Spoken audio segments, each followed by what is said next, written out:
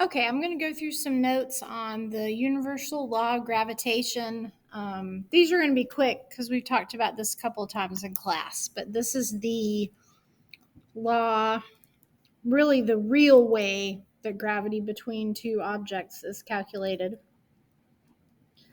We've got a constant called the universal gravitational constant called G.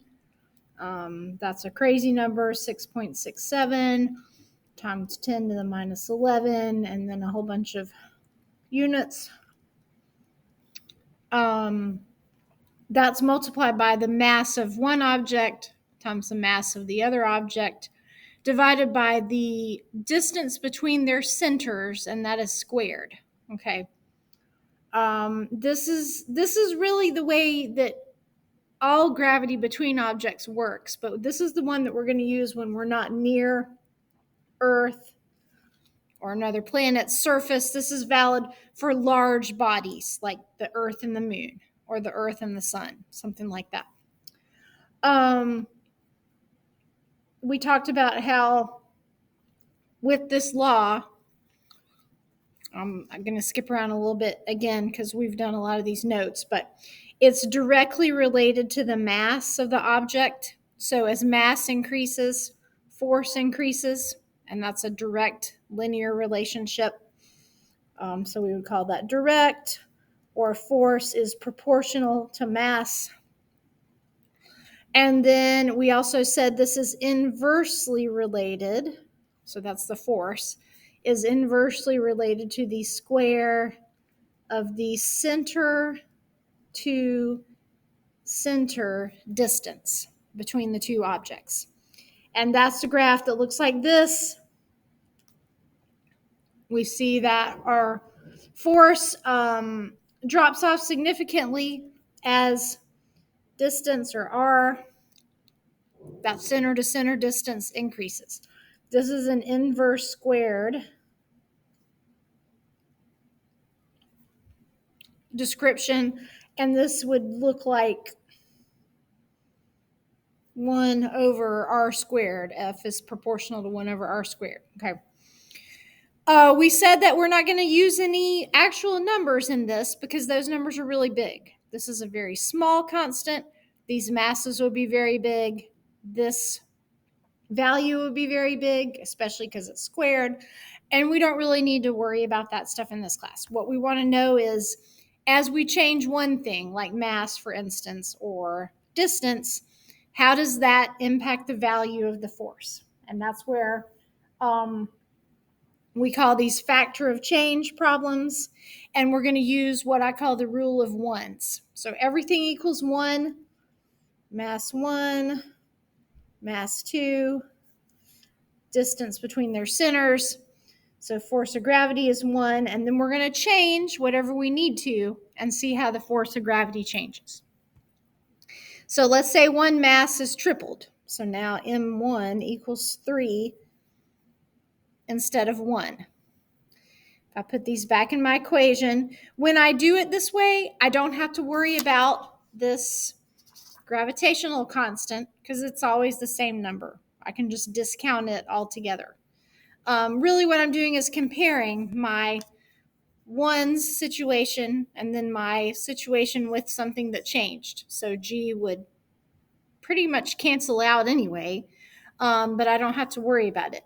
So my force of gravity is going to be mass 1. So now that's been tripled. So that's 3 times mass 2, which is still 1, divided by 1 squared. And that's going to give me a 3 times factor. So when I triple one mass, now my force of gravity is 3 times larger than it was. Okay. Let's quadruple a mass. You can probably guess what we're going to see here.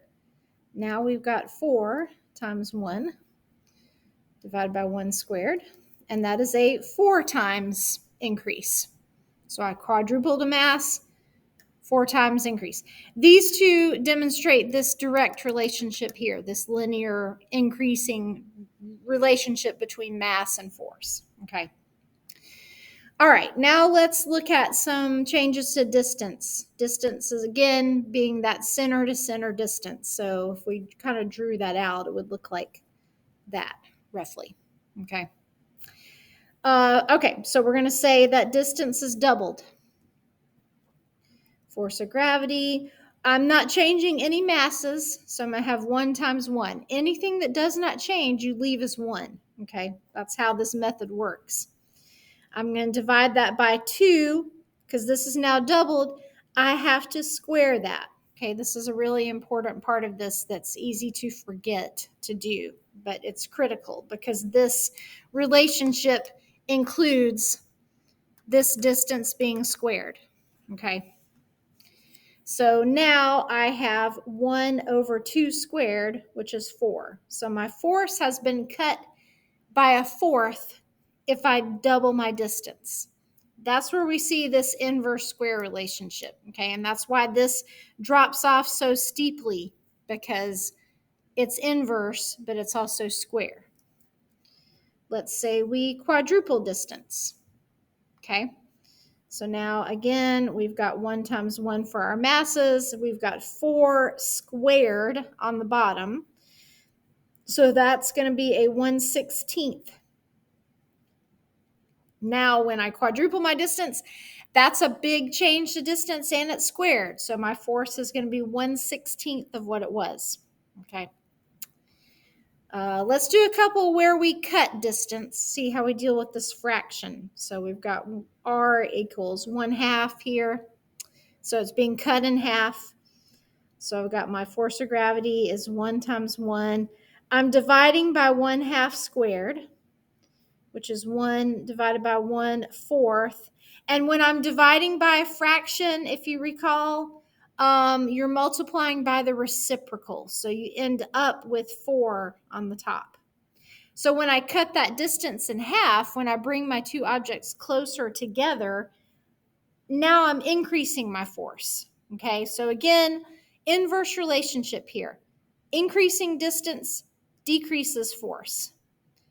Decreasing distance increases force. We're going to see the same thing here. If we cut our distance in a third, now we've got force of gravity is 1 times 1 divided by 1/3 squared.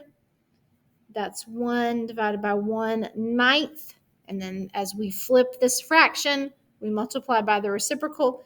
We end up with 9 times. Our force is now 9 times greater because we cut our distance. We reduced our distance between them. Okay. The last example on this page is we're gonna change multiple things, and you can do this same type analysis this way. Okay. All of these examples so far, I've just changed one thing, and I left everything else as ones. Here, I'm going to change everything. That is okay. I can still do the same type of factor analysis. So now I'm saying that one of the masses is tripled, one of the masses is quadrupled, and my distance is cut by a third. Okay. So for my force of gravity, I'm going to have 3 times 4. That's for my two masses on the top, divided by 1/3 squared on the bottom. That gives me 12 divided by 1/9.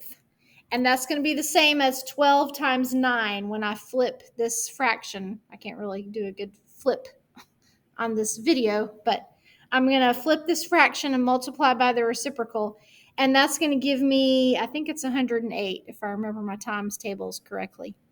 That seems right. 108 times. Okay, so when I increase two of my masses, both of my masses, and I'm decreasing my distance, all of those things are going to cause my force to go up. And the combined factor of those three is a factor of 108 times. So, but you can do this methodology with any combination of these. You could change only one, like we did for most of these. You could change 2 of them. You could change 3 of them. Okay, you're just always going back to starting with all ones and then just making those factor of change adjustments to whatever they ask for in the problem. and then seeing where your force of gravity ends up. And this is like a times whatever the original amount would have been. This is a way for us to know what happens to this force without having to go through all those calculations. So, okay, so hopefully that helped with Newton's universal law of gravitation.